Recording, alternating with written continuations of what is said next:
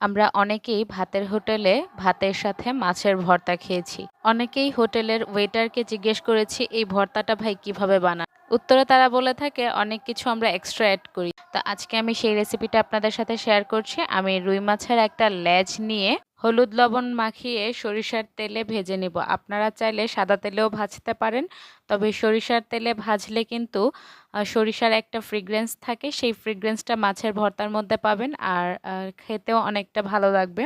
সেই মাছ ভাজার তেলেই আপনারা চাইলে একটা আলুও ভেজে নিতে পারেন ছোট সাইজের। আমি আলু সিদ্ধ করে নিয়েছিলাম আর এখন মাছের কাটা বেছে নিচ্ছি। হোটেলে কিন্তু তারা যেই মাছগুলো রান্না করে সেই মাছের লেজ দিয়েই ভর্তাটা বানিয়ে থাকে। আমি সবগুলো মাছের কাটা ভালোভাবে ছাড়িয়ে নিয়েছি। এখন কিছুটা পেঁয়াজ কুচি, ধনিয়া পাতা কুচি এবং ভাজা শুকনা মরিচ দিয়ে ভর্তা মাখিয়ে নিব। আপনারা চাইলে কাঁচা মরিচও ব্যবহার করতে পারেন, তবে শুকনা ভাজা মরিচ